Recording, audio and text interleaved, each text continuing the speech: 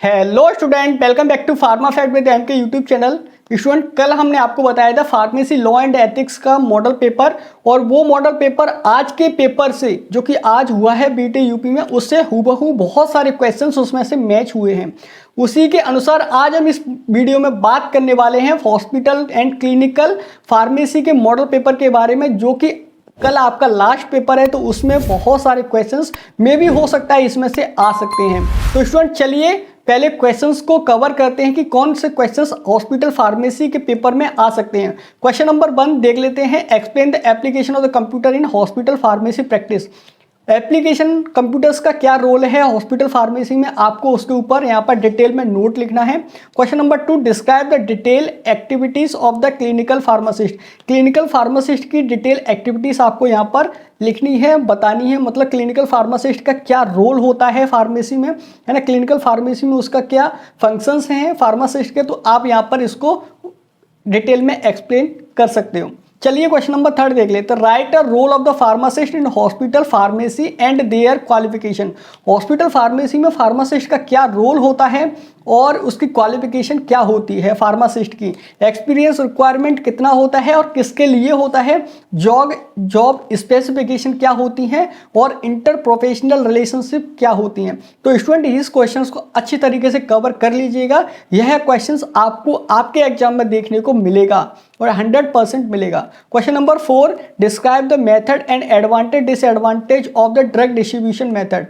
Drug distribution method के क्या advantage हैं, क्या डिसएडवांटेज, आपको यहाँ पर एक्सप्लेन करना है। जिसके अंदर आपको बताना है कि फ्लोर स्टोर क्या होता है, यूनिट डोज क्या होती हैं, बास्केट मेथड क्या होता है, इनके बारे में आपको यहाँ पर बताना होगा। स्टूडेंट, इनके अगर आंसर्स चाहिए तो लिंक डिस्क्रिप्शन बॉक्स में आपको मिल जाएगा।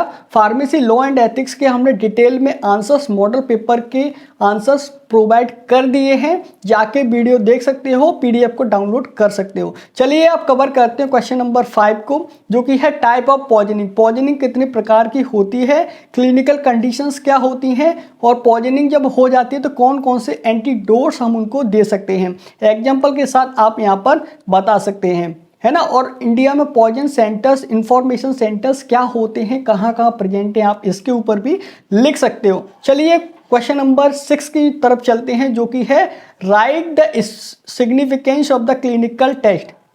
सिग्निफिकेंस क्या होते हैं क्लिनिकल टेस्ट के, तो आपको बताना है। तो क्लिनिकल लेबोरेटरी टेस्ट में जैसे हिमेटोलॉजिकल टेस्ट के सिग्निफिकेंस क्या हैं, इसके ऊपर बताना है। रीनल फंक्शन के क्या सिग्निफिकेंस होते हैं, इसके ऊपर आपको लिखना है। लिवर फंक्शन टेस्ट के क्या सिग्निफिकेंस होते हैं, इसके ऊपर आप बता सकते हो। थायराइड फंक्शंस के ऊपर बता सकते हो। पल्मोनरी फंक्शंस मतलब अस्थमा, लंग्स से जितने भी क्या होते हैं, इन्फेक्शंस होते हैं, तो उनके क्या क्या फंक्शंस होते हैं, है ना, टेस्ट में, तो उनके ऊपर आप यहाँ पे लिख सकते हो। लास्ट रह गया जो कि हमारा फ्लूइड इलेक्ट्रोलाइट बैलेंस के ऊपर भी आप यहाँ पर इसको कवर कर सकते हो। चलिए क्वेश्चन नंबर लास्ट देख लेते हैं लॉन्ग क्वेश्चंस का, जो कि है explain the inventory control techniques. Inventory control techniques में आपको कवर करना है इकोनॉमिक ऑर्डर क्वांटिटी आप क्या होती है, रीऑर्डर क्वांटिटी लेवल किस तरीके का होता है, कैसे हम इसको कवर कर सकते हैं, इन्वेंट्री टर्नओवर क्या होते हैं, इनके ऊपर आप इसमें डिटेल में नोट लर्न कर सकते हो। मुझे लगता है लॉन्ग क्वेश्चंस बहुत सिंपल हैं लेकिन बहुत ज़्यादा इंफॉर्मेटिव हैं। इनको आप कवर करके जाइएगा, क्वेश्चंस जरूर आएंगे। चलिए अब बात करते हैं शॉर्ट क्वेश्चंस की, जो कि आप देख सकते हो। क्वेश्चन नंबर 1 से कवर करते हैं। Define the clinical pharmacy and write its importance. Clinical pharmacy क्या होती है और इसकी क्या क्या इंपोर्टेंस है। Question number 2, write the different communities with their role in hospitals. Hospitals में कौन कौन सी कम्युनिटीज आपको देखने को मिलती हैं और उनके क्या क्या रोल होते हैं, इनके ऊपर आप एक शॉर्ट नोट तैयार कर सकते हो। क्वेश्चन नंबर 3, जो कि है right A short note on hospital formulary. Hospital formulary के ऊपर आप शॉर्ट नोट याद कर सकते हो। Question number 4, draw the ideal layout of hospital pharmacy. Hospital pharmacy का एक नीट एंड क्लीन लेआउट तैयार कर लीजिएगा कि हॉस्पिटल्स के अंदर क्या क्या होता है, क्या क्या स्पेसिफिकेशन होती हैं, सब कुछ आपको वहाँ पर बताना पड़ेगा, है ना। उसके अलावा क्वेश्चन नंबर 5, जो कि है explain about the automated drug dispensing system. Automated drug dispensing systems क्या होते हैं, कौन कौन से डिवाइसेस इसके अंदर यूज की जाती हैं, उनके ऊपर आपको शॉर्ट नोट लिखना है। Question number 6, describe the distribution method and narcotic psychotropic substance with their storage. Distribution method क्या होता है, किसके लिए, नार्कोटिक और साइकोट्रोपिक सब्सटेंस के लिए, नशीले पदार्थों के लिए, है ना। तो उनके ऊपर आपको यहाँ पर लिखना है, शॉर्ट नोट तैयार करना है। क्वेश्चन नंबर 6 जो कि है explain about the radio pharmaceutical management in hospital. Radio pharmaceutical management किस तरीके से कर सकते हैं, ऐसे सब्सटेंस जो रेडियोलॉजिकल होते हैं इस तरीके के सब्सटेंस को हम किस तरीके से मैनेज करते हैं, इनके ऊपर आप एक शॉर्ट नोट लिख सकते हो। Question number 8 define the pharmacovigilance with their importance. Pharmacovigilance क्या होता है, इसकी इंपोर्टेंस क्या होती है, इसके ऊपर भी आप शॉर्ट नोट तैयार कर सकते हो। Classify the drug interaction and clinical significance. Drug interaction क्या होता है, किसकी वजह से होता है, किन किन के बीच में होता है, और इसके क्लिनिकल सिग्निफिकेंस क्या होते हैं, इसके ऊपर भी एक शॉर्ट नोट तैयार कर सकते हो।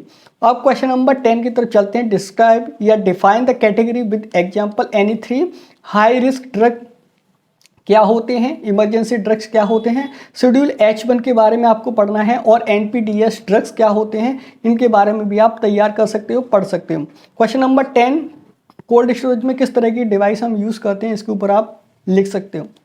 तो मुझे लगता है स्टूडेंट यह है आप सभी लोगों के लिए बहुत इंफॉर्मेटिव मॉडल पेपर है, बहुत ज़्यादा यूजफुल मॉडल पेपर है, तो प्लीज़ इसको अच्छी तरीके से कवर कर लीजिएगा। चलिए मिलते हैं अगली ऐसे किसी नई वीडियो, तब तक के लिए जय हिंद दोस्तों, बाय बाय।